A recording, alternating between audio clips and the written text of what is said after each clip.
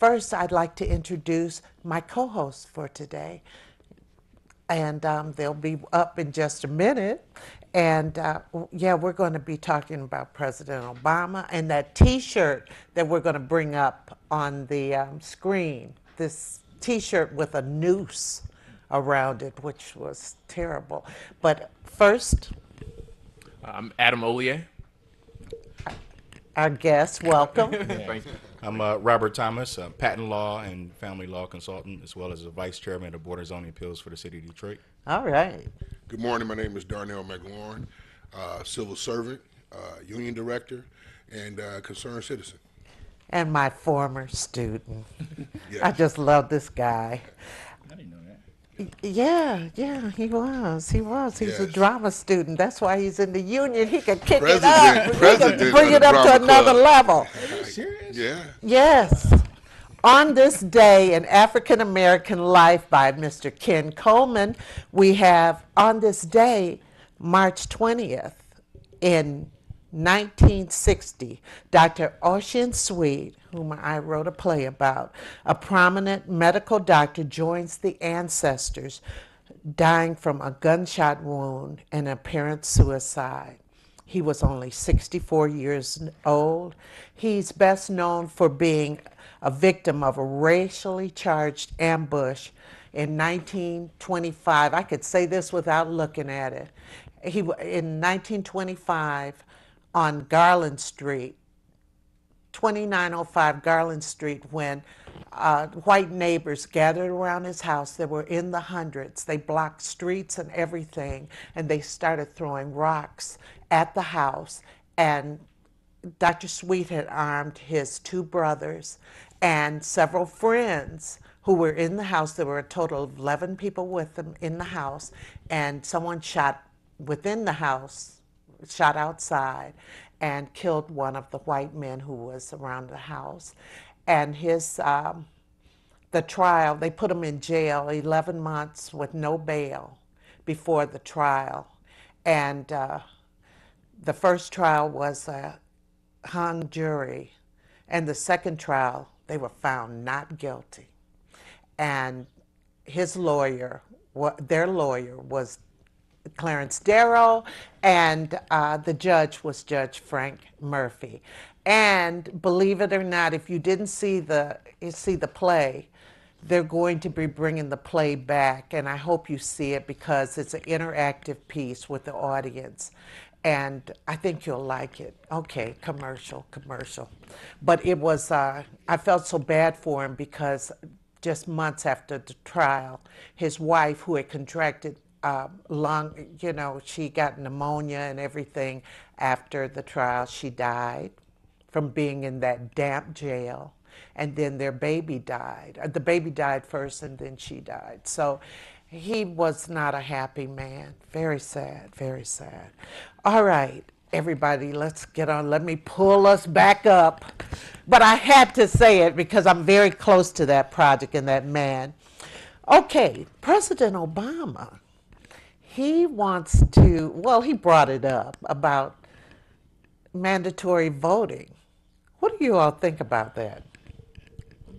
I think that, in the discussion, it wasn't so much as him saying it's something that we should do, just as much as someone in the crowd asked him about mandatory voting. And I think it's a challenge. I think before we start talking about mandatory voting, much of a challenge. we need to start talking about making it easier for people to register to vote. So there are 4 of us sitting up here. 3 of us had to register for the Selective Service when we turned 18. Had to. And that didn't register us to vote. And one of the reasons they changed the voting age was so that people who entered the draft were eligible to vote. I think it would be a simple thing to require or to consider your Selective Service registration your registration to vote. I think that's a good first step, or even requiring folks to be registered to vote. Requiring people to vote, I think, is too far of a slope, because you may not want to vote for someone for any particular office. And some people have their religions don't allow them to vote. Jehovah Witnesses, they don't vote. Which is interesting, but I believe I look at it as an interesting perspective coming from the president as a former constitutional law professor. Now you want to change the laws for Well, folks like to, Adam said, somebody asked him about it, and maybe yeah, this is something in the back of his head. He wanted to get people thinking about it. yeah, but I think it's a stretch. It goes too far to force someone or penalize someone to vote for somebody that they may not like, either candidate. It's a freedom. This is America. You have an opportunity to vote, and if you don't exercise it, you know, reap the benefits of not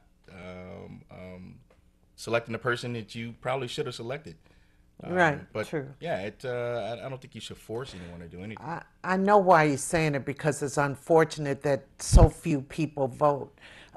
Darnell, you have a I thought? believe that education at various levels need to be discussed in the household, at school. I think the disenchanted don't vote or register to vote because they don't believe it'll do anything. They don't believe it has any effect. Some people are conspiracy theories where they believe that the person that is elected president is put there no matter what you vote. So I think the education has to be there to get people to register. And I know there's been a lot of campaigns to get people to register, but simply they aren't working right now. So we need to do something else. And Adam brings up a good point. Selective service. It's a must that you sign up for selective service when you turn 18. And if that was used as a voter registration as well, then you at least have all the men signed up to vote. So why do you vote? Well, signing up to vote is one thing, but forcing them to is a Right, whole not nother. necessarily forcing them to vote. I don't believe anybody should be forced to vote because you may not like the two candidates that's running. You may be pressing for a libertarian and the Democrat and Republican is running. And so clearly you don't agree with their views, and and then the religious aspect, Jehovah Witnesses don't believe in voting as well. And So I must say that even those that don't vote, they're voting against or not voting against what to me is a vote against their own self-interest. Well, Yes. they say that the worst politicians are elected by people who do not vote. But why do you vote, Darnell? Tell me. I want each of you to tell me one reason why you right. vote. Well, I believe I vote because it's my right. In simple terms, I vote because it's my right to vote, and I do believe that my voice counts and my vote counts.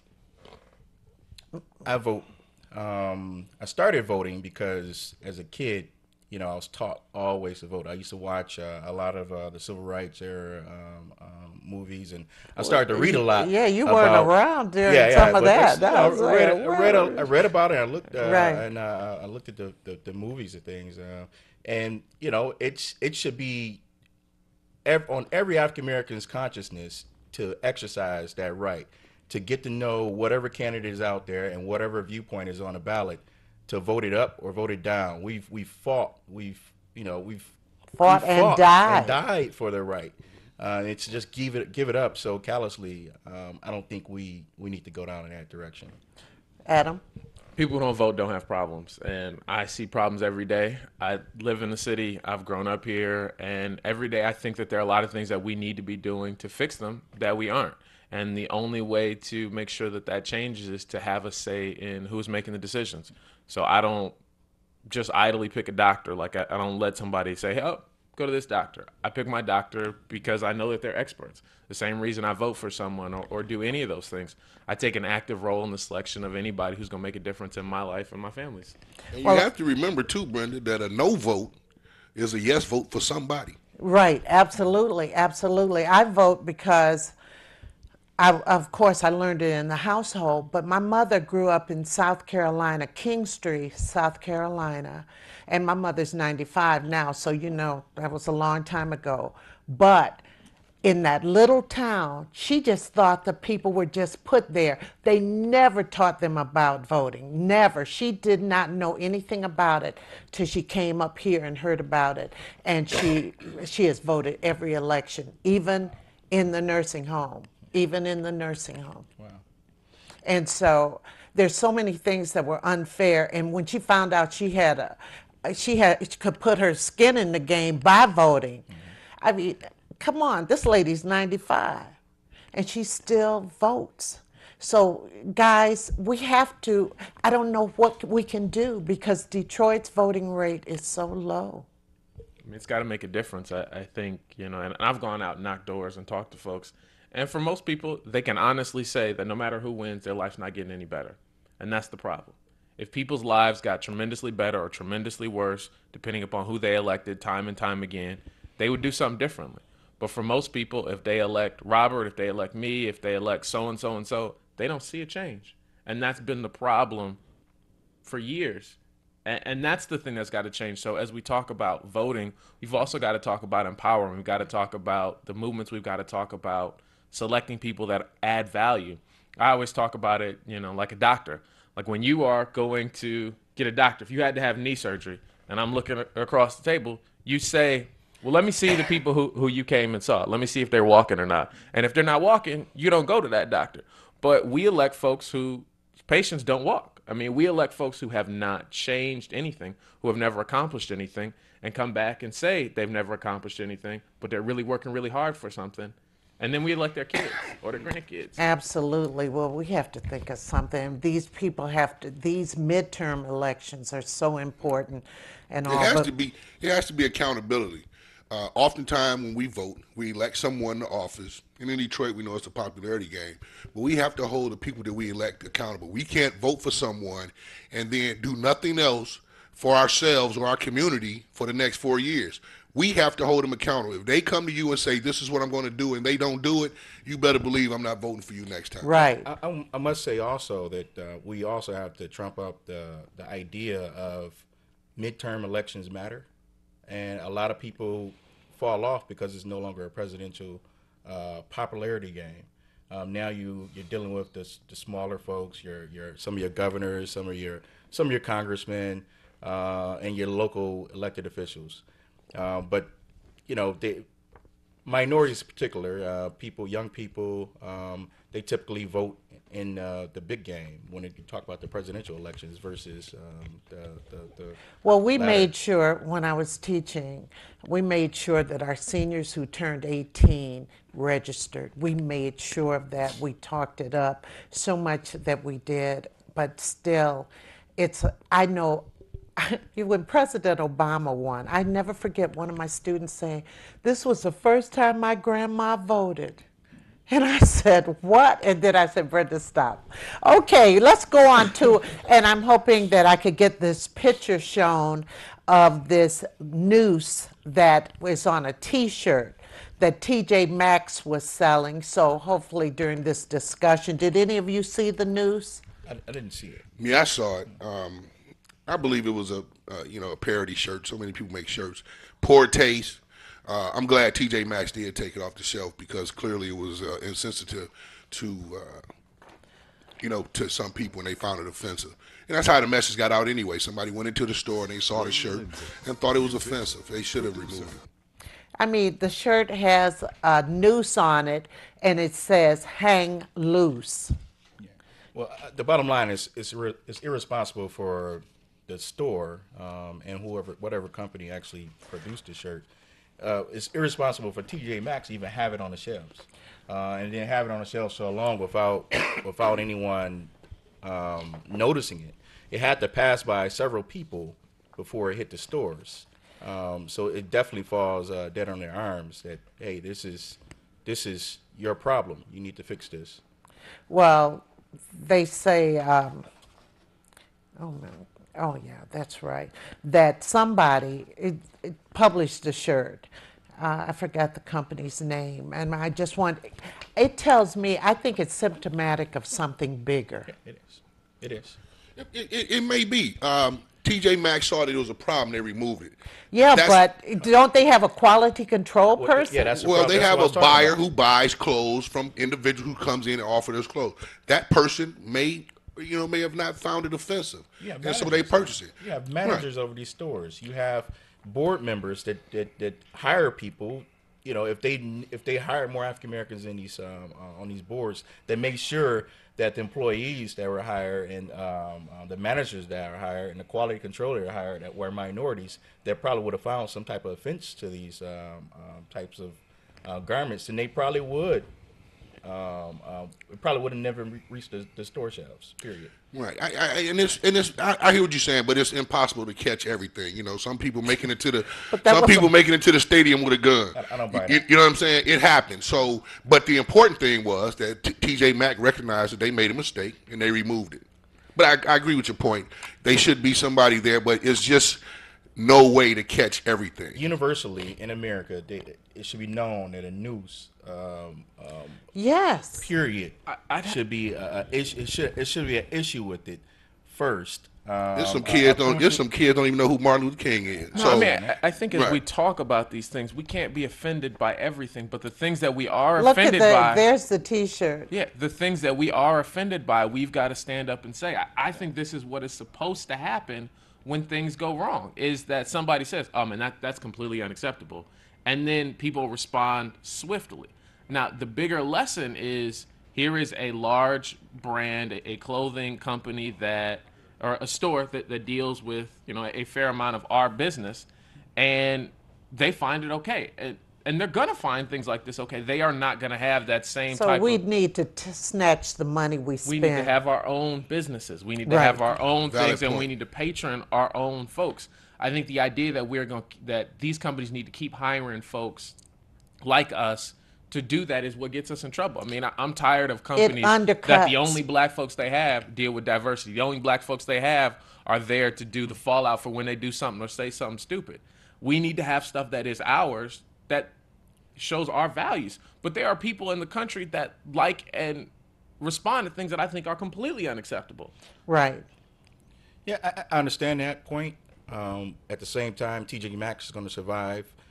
Even if we do have some minority chains out there, the point is that they had this shirt in their store, and if they don't have anybody out there that will approach it, garments like that skeptically, then it's going to go on. That type of thing is going to slip through if no African Americans actually shop But their Robert, stores. And things like that. Robert, I think that just by saying, well, we're not going to shop there anymore. Maybe everybody won't do it, but some people won't do it. Let's see what we can do for ourselves. I buy into that concept, and we should be doing some things for ourselves. Yeah, well, we agree on that, guys. Okay, the Detroit City Council resolution. Oh, no, I forgot. What do you all feel about that penny that they want to put on the sales tax, Governor Snyder? Right. It's really hogwash. I think they should have decided on this last year while they were in session. I think the state legislators should have. This shouldn't be coming up in May. Was it in May? And it costs for issue. an election. Now they want to put it on the backs of the citizens to vote on it when they could have made a decision last year. But they punted the idea to the citizens, and unfortunately, we're put in a position that we're going to have to go with the idea versus Why do we have to go with it? to fix the roads. We're All going to right. have to. Right. We're going to have to vote for. All right, vote now for that. I'm ready to right. The fight. problem is they don't have a plan B. Yeah, This is they the don't. only thing they're hanging their hat the on. only thing they offer. Right. And if you remember back in 1993 when the sales tax went from 4 cents to 6%, Yes. that money was supposed to be, every penny that was generated from 4% to 6% was supposed to go to school education. Subsequently, cigarettes over the course of the years went up from 25 cents to 75 cents. That was put on the school back in 2001, I believe. The $2 tax increase was supposed to be for schools. Look at the shape the schools are in. The lottery. I remember. Right, that. the lottery money as well. Look at the shape the schools are in. So I do not believe that this percentage of sales tax increase will fix the myriad of roads in the state that badly needs it. They need to explore some other options. I know we don't have a toll road system. We have these heavy truckers rolling through here, tearing up our roads. Some other options need to be explored as well. Adam? No, I mean, I think that all of those are very legitimate points. I mean, when they raised money for schools, they just stopped funding it other ways. And that's been the problem this whole time. But the fundamental issue is our roads are terrible. I mean, when I was coming over here, instead of getting off at the Woodward or at the exit off Davison, I went around the 6 mile, came back because that section of the roads is impossible to drive. Mm-hmm. I mean, when we look around our state, our roads are so dangerous, they're so terrible that they cost us this money anyway. Now, sales tax is no question the most regressive tax that it can be, and it's hard on folks. But I don't have any faith in the legislature we have to come up with a better plan. I don't think anybody around here does. I'm going to vote yes. I'm not super excited about 1% more in sales tax, but we have been underfunding roads because of having a very low gas tax for a long time. I mean, we got to do something, and this is something we can do. And it was a political maneuver, period. The Republicans didn't want to vote Really? on it. You They think say they so? raised taxes, so they're going to kick it. They punted it to the citizens to vote on I it. just don't like the way it's being done. Oh, yeah. We have a call on the line. We have Tom on the line. I think he has an announcement too. Good morning, Tom. Good morning. How's everyone? How's it going, Tom? Good. How's it going? Good, good. You know, there's quite a few things that you all have talked about that I want to put my foot on. But anyway, about this sales tax and, you know, about fixing the roads, there are too many, as I said, there are too many dangling participles, and there are, you know, too many moving parts in this thing. Because, you know, what they did was they took a number of bills that they passed up in the House, and they're going to condense it down to 100 words that's going to be put on that ballot for us to vote on it.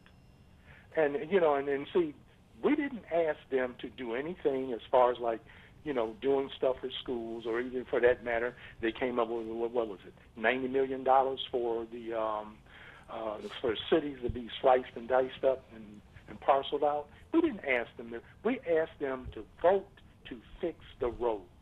Now, I'm going to go back to the president's the Jobs Act bill.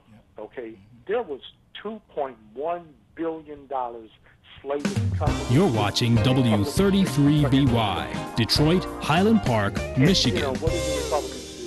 They killed them, okay? But that aside... The views and opinions expressed on the following show are not necessarily the...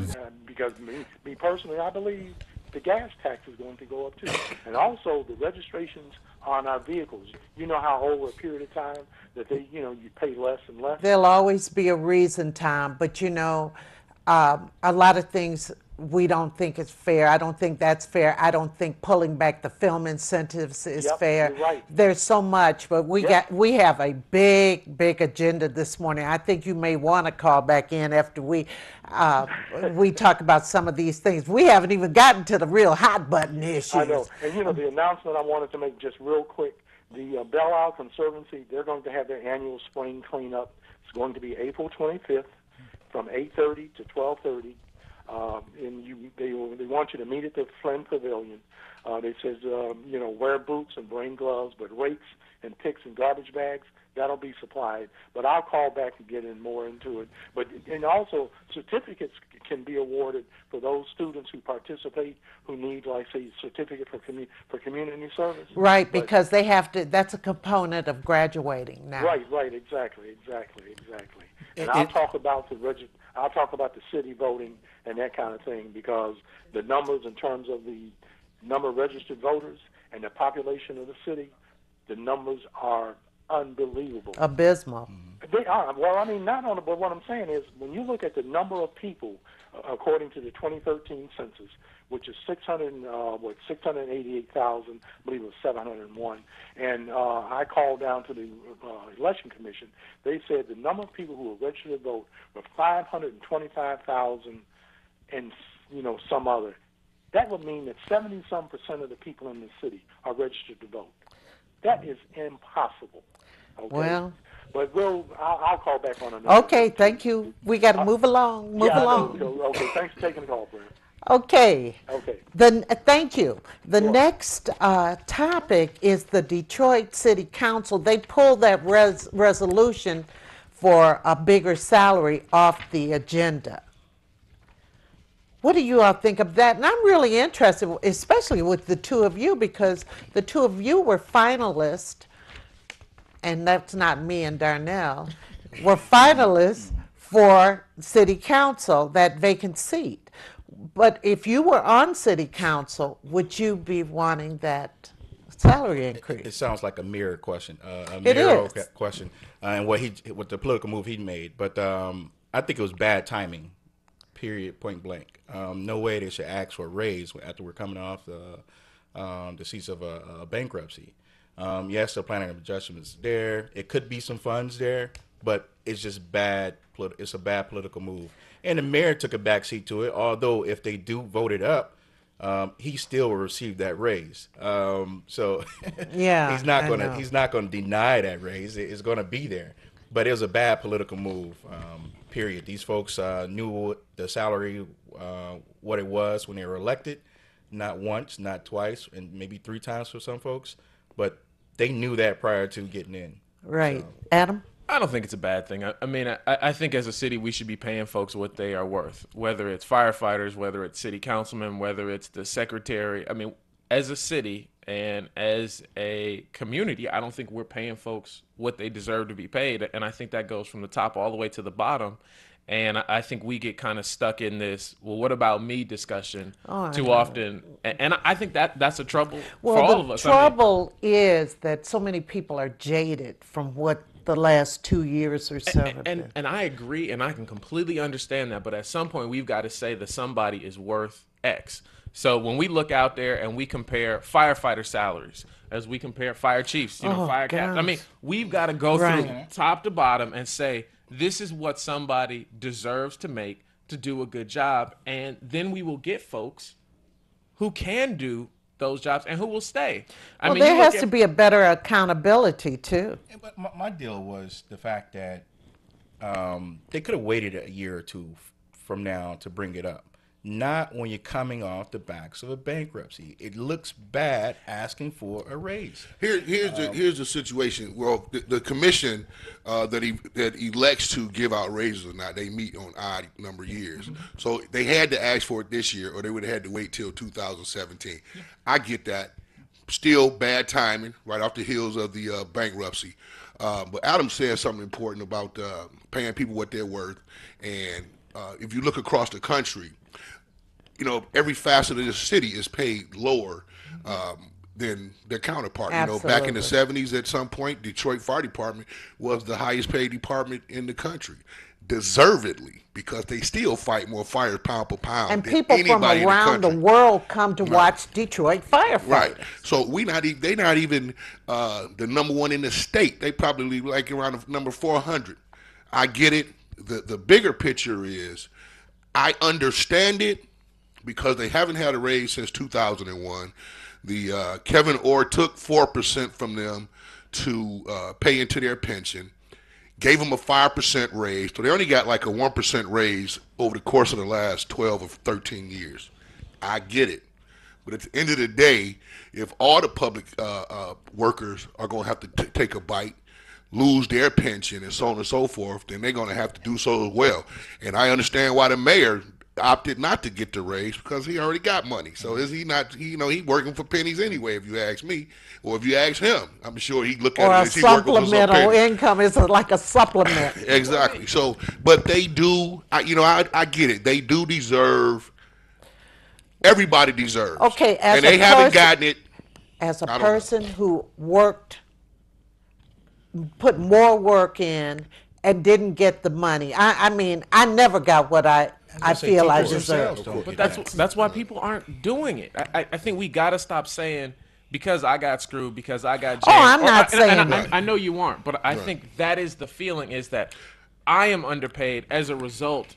Why should someone? And Well, I don't think it keeps going. I don't even think that's it. I think what happens is we look at realistically what's happening here. I get a paycheck. I got to put gas in my car, pay auto insurance. Brenda Jones don't.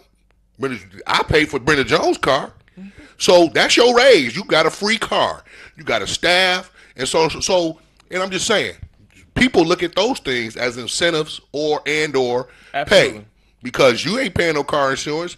You're not putting no gas What in that is car. that worth? and the People bottom look at line- it, and Right. then I think health the- insurance and all that stuff. And the bottom line is, like I said before, timing. They may deserve it, and because city council going to get it, it's not necessarily mean that the director is going to get it. And I've seen some directors within for the city of Detroit with some terrible pay. But right now, the city took a major financial hit. We have to work with what we have. Period. We can't pull out money from anywhere, from nowhere. Okay, 30 seconds more on this topic, because we got. I'll this say could have this. been a 2-hour show. When you talk about some of the directors, a lot of them, their income's being supplemented by outside entities because they couldn't recruit folks at the, at whatever the Absolutely. white book price is. And every time council goes to say it, we're like, well, you're making 120 or 130% of what we're making. That doesn't make sense. And so I think that at some point we've got to have a legitimate entity who is an expert say, this is what is the standard. And asking for a raise is what employees are supposed to do. Now, whether or not they get it is up to the elected, officials compensation committee. And who's to say that they'll even say that that's a legitimate thing? But we need to be asking for things that we are worth. And I think that's agree with a that. top to bottom. Oh, I will agree. add one more thing though, Brenda, and that is I think the mayor needs to be careful too of the amount of money he gives out to his appointees. No way the city managers, the neighborhood managers, should make just as much as city council at this point in time. You're kidding. And I don't think that should happen. And that's one of the arguments that I know that's going on within city council itself. They're making 70-something thousand, just as much as the city council. City council makes more important decisions than the neighborhood managers, and the mayor needs to watch that. Okay, time's up. I'm sorry. I find so many. I took so many topics off because I know one day I'm just going He to have. deserve a raise, though. I will say that. I'm going to have a 2-hour table Get it, talk get it. because there's so much to discuss and That was an agreement. everything. Agreement with that. Finley, his article, Black Input Lacking in Detroit's Revival. What do you all think about that? I think it's a double-edged sword. I mean, yes, when we talk about who are getting the press from white folks, it's white folks. That's who people talk about. When you talk about who's getting press from black folks, it's black folks. White folks have a larger voice, they have a larger pulpit, and they've got larger pockets. But the problem that we've had as a city is not that black folks haven't lived in Detroit for the last 40, 50 years. It's that white folks left. And the ones that, when they talk about, this new thing that's happening, it's white folks coming in. It's not the same amount of young, black, talented folks coming in because they haven't been successful. They haven't had the same type of support. When young white folks come in, they get open arms. They get, hey, we love you. Come on, here is whatever. When young black folks move back, they're like, we really liked you, but Wait, listen, I'm going to interrupt you because I interviewed the owner of Bagger Dave's and Buffalo Wild Wings right down there. And he said when he was trying to get that building, the Gilbert people helped him just like that. Just like that. I don't think they're reaching out, or maybe we don't know the people to contact and so Right. forth. I was gonna say, I think let it's- Adam finish. I interrupted him. yeah, I think it's a network thing. When you talk about who you're going to call, you call your folks. Ghostbusters. And as we do that, that's how you get Ghostbusters. those connections. So if you are from those connections, you're from those networks, you grew up in those connections, you'll do that. Our people are going to call our people, and they are not their people. And I think it's strategic, especially with these fellowship programs and things like that. When they have only 20 to 30% of minorities, all those 83, 85% African American minority in this city, I think that's quite strategic. They're only networking, like you said before, Adam, amongst their own group. Well, They're not reaching out to my I don't even know about half of these fellowship programs. and you're on the zoning and, commission. and they don't. I mean, they don't reach out. Right. They do a bad job with PR. Tammy Turner, you should read her book. She does a great job with. Yeah, she's a friend of the show. I Exactly. know her very Married to one of your students. The thing, though, is what Coleman Young did was with the project handling contractors, right? For example, he said you had to have 3 bids because all the contracts was going to white companies. He said you got to get 3 bids before you just give out contracts. And so that still holds true in the city today. If you want to, put some toilet seats in a building, you got to get 3 contractors. The problem is on that list is very few, depending on what you're looking for, very few black contractors that can bid on those processes, like putting cascade systems in firehouses. Looked high and low across the state of Michigan, couldn't find one black contractor that could do the work. So you have to be educated and or a profession in some field in order to put yourself in those arenas to get that process rolling for yourself. Absolutely. We have a quick call. We'll just be really short with this call because we have still a million stories. Okay, good morning. Good morning, Ms. Perriman. This is Deputy Chief Amos. Yes. Good morning, McLaurin. Good morning, sir. How are you? I'm good. Ms. Perriman, who are your other two guests? This is Adam Ollier and Robert Thomas. Okay. Afternoon. Look, I think this conversation is kind of going way out in the field. You're sitting there. You got McLaurin there, who's been on the job almost 20 years, and you know we're sick and tired of the council saying, in order to have competent people, you have to pay them, and they're talking about themselves. Well, McLaurin and the other 1,200 fire personnel, or the 800 and some firefighters, I think that's what it is now. These guys and women, they out there risking their lives just like police officers, EMS workers, and they haven't had a raise. So the conversation needs to be, hey, let's pay our employees, the firefighters, the police officers, the EMS workers, the water board workers. You see, this is crazy. And see, this is one of the reasons why they have that financial review board in place, because we got people sitting on that council making idiotic decisions. Okay? Now, April 18th. Can you kind of sum it up in about 30 seconds, please? Yes. I hate to rush you, but we have so many topics today. I got you, and you got a good show. Thanks. April 18th, I'm hosting a Change the Game Leadership Summit. Change the Game, April 18th. And I'd like to get your email so I can send you the information. Okay, B. Perryman. B. Perryman? B as in Brenda, Perryman. Okay. TV 33 TV 33 at live.com. at live.com. Yes. Okay, Tiny, you take it easy, man, and be safe. Thank you, sir. You have a good one. All right. Just make a quick response. Yes. I mean, I think that was exactly the point I made. You know, my father was a Detroit firefighter for 28 years. My brother-in-law, both firefighters. And the problem that we have whenever we talk about salary in the city is it comes back to who else is underpaid. And at some point, we've got to go across the board and say, this is what this job is worth. This is what we need to pay folks. Absolutely. And we aren't doing that. We're going helter-skelter. I'm underpaid, and everybody raises their hand saying they're underpaid. But at the same time, everybody says, well, before we deal with you, we need to deal with me. And that's why we haven't dealt with anybody and why we keep losing good folks to other places. Good people.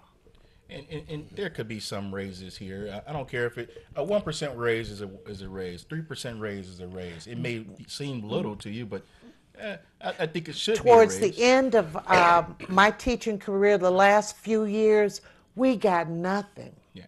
As we were lucky to get a contract. I mean, because it used to be 6% or something like that, and then it went down to 1% or 2%, then 1%, and then nothing across the board, especially if you had the top salaries. Nothing. We have Theo on the line. Quickly, Theo. Good morning again. Good morning. How you doing? Hello? Oh, this isn't Theo. Who's this? This is Brother Soul. How y'all doing out there? Good morning. Fine. Fellow brothers and sisters. Quickly.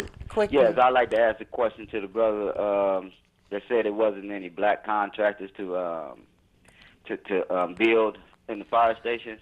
I asked the question. Glenn Walsh wasn't good enough to build those. Let me correct myself. I didn't say there wasn't any black contractors to build in the fire stations. But when you look at the system downtown, when they need 3 contractors to submit a bid for any work that's being done in the city, oftentimes there aren't any black contractors that submit bids. Not saying that they aren't qualified. And as far as the firehouse conversation, I was saying a cascade system, which is an air filling station. When I searched myself for one, I couldn't find one to submit a bid that knew how to do that work. So it's not that they aren't there, it's just they aren't in the right place. Okay. Right. Thank you, brother. Okay. Thank you. Good morning, Theo. Happy Friday to all of you. Happy Friday. I want to say, number one, a requirement to vote would be good, but along with the requirement to register to vote, I should say, should be the education that goes along with it. It's sad that Jehovah's Witnesses don't vote with Jehovah's Witnesses work for the city of Detroit. Now look what they have lost. Had they been engaged, it might have been better for everybody. Secondly, as it relates to the 1%, I'm telling everybody that I can find, vote no. If you buy a $40,000 car, you're going to be required to pay $400 additional dollars unnecessarily. $20,000 car, $200. And for those people who are not purchasing large items, they will still have that penny added to everything they purchase. Pennies add up by the end of the year.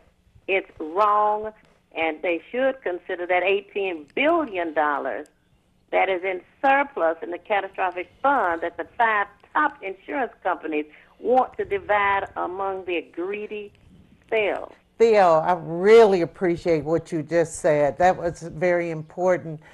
Both comments. We just have so many topics we're trying to get through this morning. And I know, can you give a quick one on what we were just talking about, the black businesses, Yes, I can. Coleman Alexander Young was elected in 1973, took office in January. The first undermining position that was taken was the building authority, which undermined his power. In 1978 came the Downtown Development Authority, which undermined his power. Now, as far as Dan Gilbert is concerned and others like him, goodwill gestures include helping some of the African Americans to be lifted up. You need to see that movie Trick Baby and find out what the white guy said at the table. A clip is shown every Monday morning at 9:30. Lift somebody up from the black community who has leadership, showing leadership, and take them, pat them on the head, help them achieve so that they will close the door, pull up the ladder, and don't bring anybody. Okay, thank you very much. Thank you very, very much. Right. 9 o'clock Monday mornings, Theo is on. Okay, NFL player Chris Borland retires after one season. He's only 24 years old. And he said he was worried about his concussions. He's had some, but he doesn't want to suffer what a lot of football players have suffered. What do you think about that? I played college football. He made a decision for him and his family. You know, Right. I've never had a concussion. If I had been in the NFL, I would not have retired at 24. I'm 29 now.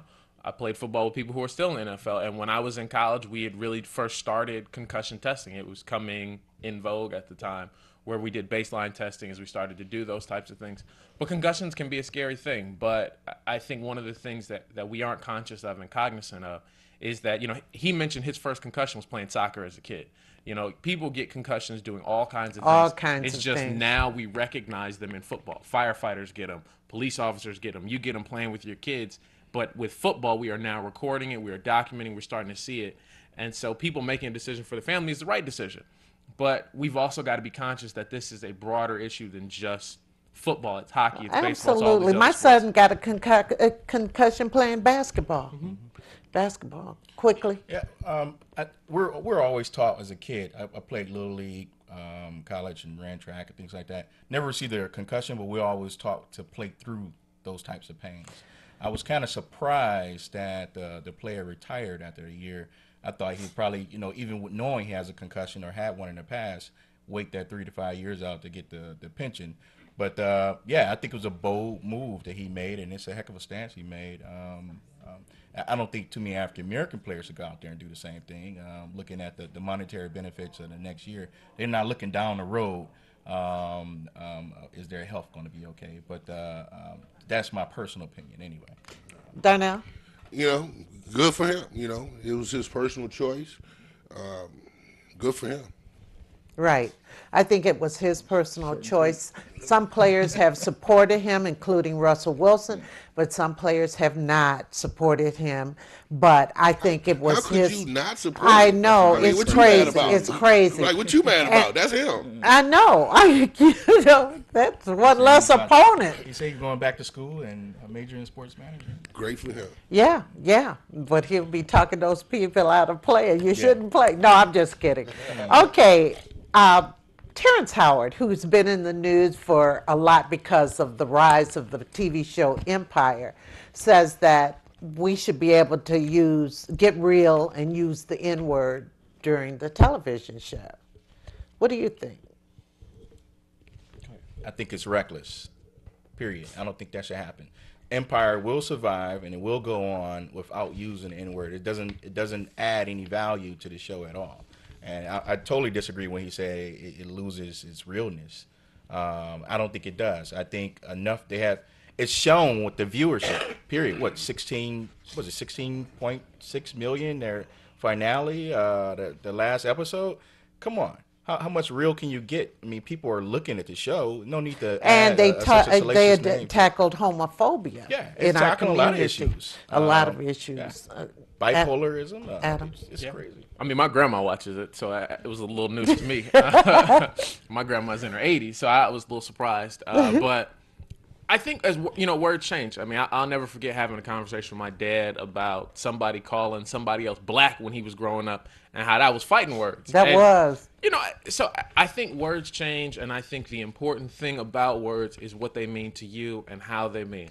I don't think that it's ever going to be acceptable for it to be a mainstream usage from a word standpoint. But I also think that we are in a nation where freedom of speech is paramount, where we've got to have real dialogues, and the more you add a taboo to something, the more dangerous and harmful it can be. I mean, you look at that word today, and it won't harm a little kid the same way it would have when you were 7, because some kids are like, did he mean it nicely or did he mean it like a jerk? You know what I mean? And so I think now we are starting to see some of the sting come out of the word. Will it ever be an acceptable thing? Probably not, and it shouldn't be. But I think as words change, their meaning change, and we should have power over things to do as we need to do. I was just listening to someone else as they talked about Germany, where it's illegal to, say that the Holocaust didn't exist. I think if we get to a point where we're saying it's illegal to say this word, or you can't do this, or, it gets to a point where that word really does have power, where it's like, yeah, man, this word really is mean. It really is hateful. It really will hurt you. And when I say it, it means you're hurt. I think people have to choose. Right. I remember back in high school, I had this drama teacher, real nice lady. And she told me something that, when I look at comedians today perform, it rings true. But back in like 1984, 85, she said to me about comedians talk about sex. You remember that? Mm-hmm. And so now, every comedian that I watch, bam, I think of Miss Perry, because there he is talking about sex. And she said it's something that you don't have to do to be funny. Right? And I remember when Dynasty came out. And I remember everybody watched Dynasty to hear Linda Evans call Joan Collins a B word. And everybody's like, they said the B word. It's not necessary. Just as using this word on mainstream television today is not necessary. Television is an entertainment tool. If people use it as such, we won't have Some any people issues. use it as their guide to life, but it's unfortunate that the show will be over in a couple of minutes and we haven't talked the NFL. I mean, the NCAA. Right. The tournament's on. Who do you have? Anybody have? Anybody? To win it all? Yeah. Kentucky gonna take it. You're so sure about that. I was, they had for the first quarter, they had some trouble against Hampton last night, but I was rooting for the HBCU, but I knew that wasn't going to happen. But they took care of business. They won by over 20 point deficit. So I think they're going to take it all, though. I didn't fill out a bracket. If I was going to pick, I'd say, hey, I hope Michigan State wins. But That's what I was gonna say. You know, I'm always gonna root for the hometown, no matter if it's Michigan, Michigan State, the Red Wings, the Pistons. So you know, I'm gonna always root for the home Root team. for But the other than that, I do homeboys, like yeah. Kentucky though. I'm a realist. I do like Kentucky though. Well, did Dayton play? I don't know. Well, I have to root for there because that's my son's school. Right. But they made it to NCAA. There's a lot of money that's generated there. Yeah. I wish Can I just mention something? As you talk about money in NCAA, like I said, I played college football, and just a couple days ago, I got a letter in the mail talking about the NCAA EA Sports settlement. Because, you know, the gentleman Lawsuit. sued a couple years ago saying, hey, you can't use my likeness and me not Right, get paid. right. So, you know, I got my settlement documents in the mail earlier this week. So if there are any other college athletes who played football between 2003 and Well, my 2013. son, they used him on a PlayStation game. So, like I said, if Yeah, you he played should get sports that between money. 2003 and 2013, those documents have gone out in the mail. God, and if you he haven't gotten graduated them, in '98. you Oh, should- we got to wrap. Right. We got to wrap. They're giving us the signal. Join us again next week. This literally is the fastest hour in show business. So Very thank quick. you, Adam. Thank you, Robert, and thank you, Darnell, and thank you for watching the show. Thank you.